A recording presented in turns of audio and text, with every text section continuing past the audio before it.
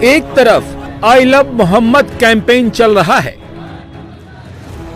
जवाब में आई love Mahadev campaign शुरू हो गया है। I love Mohammad versus I love Mahadev, क्या ये सच में कोई विवाद है? क्या ये सच में कोई मसला है या ये कुछ लोगों की चाल है? क्या इसके पीछे वोट का सवाल है या फिर मकसद करना बवाल है? सच क्या है?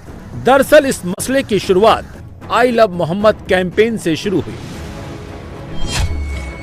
जो यूपी के कानपुर से शुरू होते हुए उत्तराखंड, महाराष्ट्र, गुजरात, कर्नाटक, तेलंगाना, मध्य प्रदेश, झारखंड और बिहार तक पहुंच गई।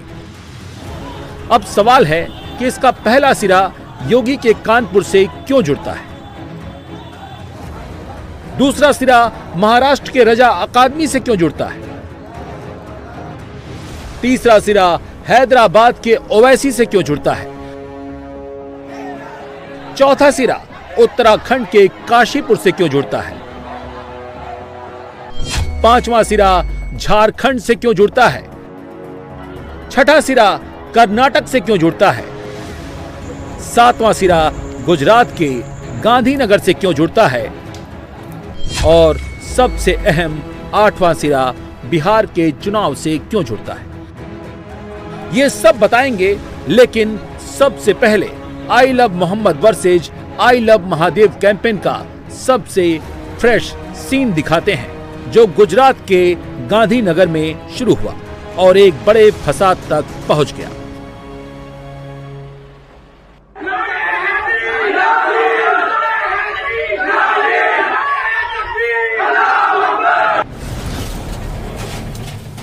गांधीनगर में आगजनी की गई।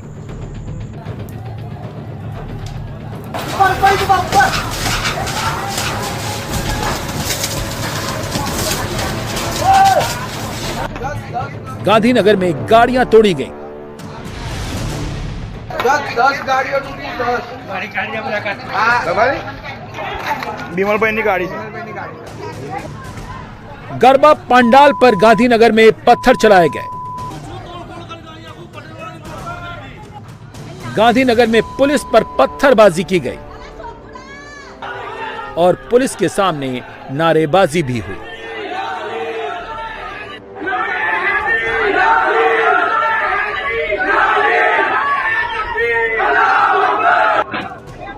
गांधीनगर में दुकानों में घुसकर तोड़फोड़ हुई।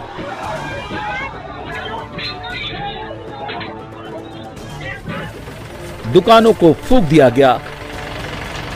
लेकिन सवाल है कि गांधीनगर में यह बवाल क्यों हुआ? दरअसल सोशल मीडिया पर एक पोस्ट हुआ, जिसे देखकर एक कम्युनिटी के लोग भड़क गए।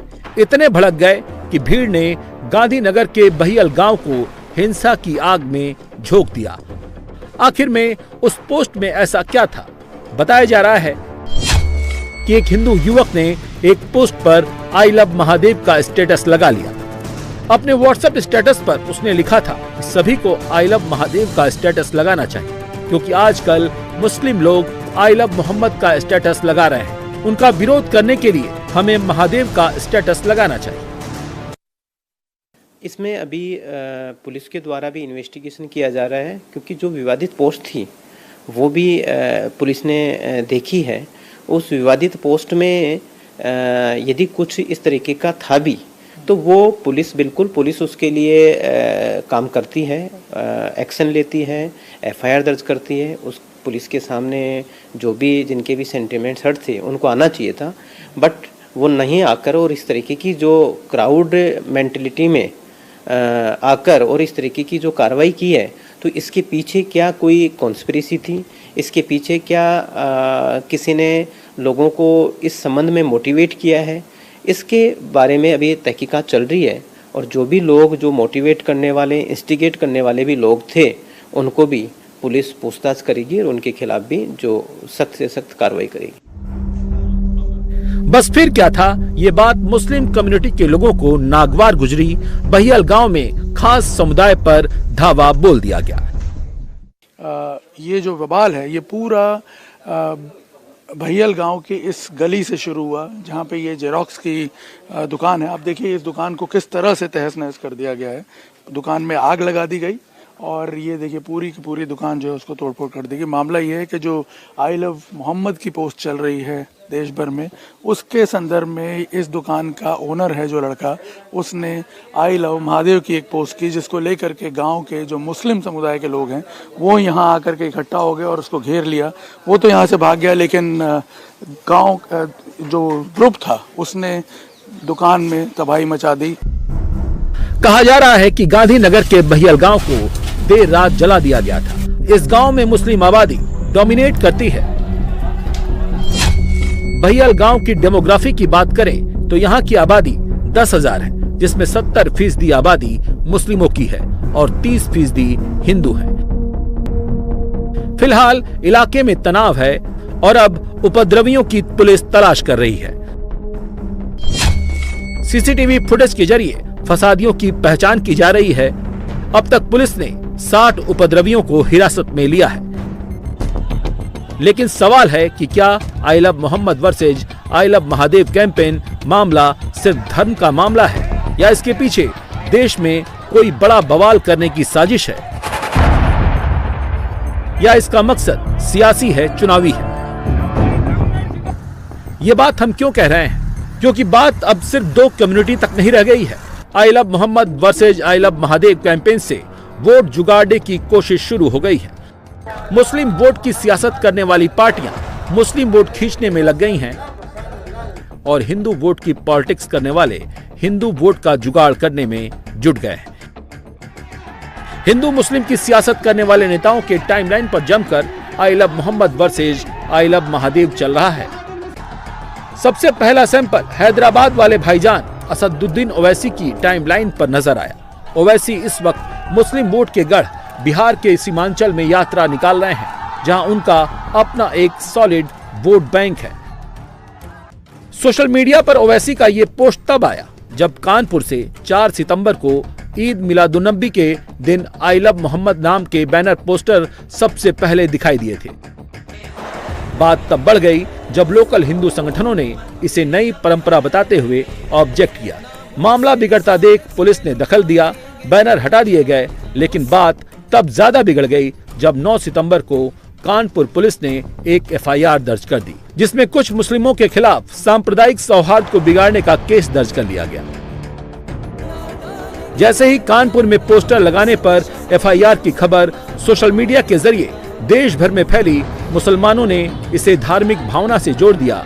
कहा गया, आई लव मोहम्मद लिखने से किसी को क्या खतरा है, किसी को क्या दिक्कत है। 15 सितंबर को यह मामला हाइप पर तब पहुंच गया जब ओवैसी ने एक्स पर अशरफ हुसैन नाम के एक यूजर का 14 सितंबर को लिखे एक पोस्ट को रिपोस्ट करते हुए लिखा, आई लव मोहम्मद ये जुर्म नहीं है, अगर है तो इसकी हर सजा मंजूर है।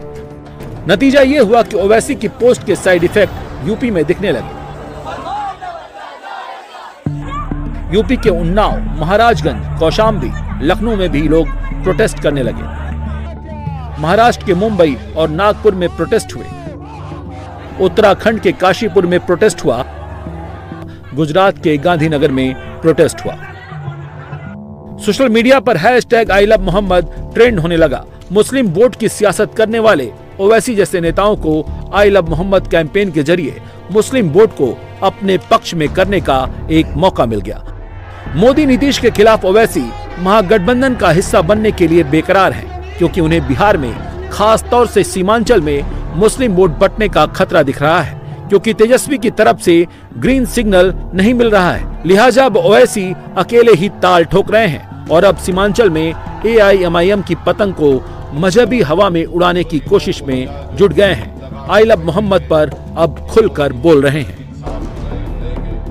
कि ये शुरू हुआ था कानपुर में। वहाँ के शायद ADGP एडिशनल DGP ने कहा कि कोई नया पोस्टर नहीं लगा सकते। तो उसके बाद हमने सोशल मीडिया पर कहा कि हम इस बात को मानते हैं कि मोहम्मद सल्लल्लाहु अलैहि वसल्लम से हम मोहब्बत करते हैं।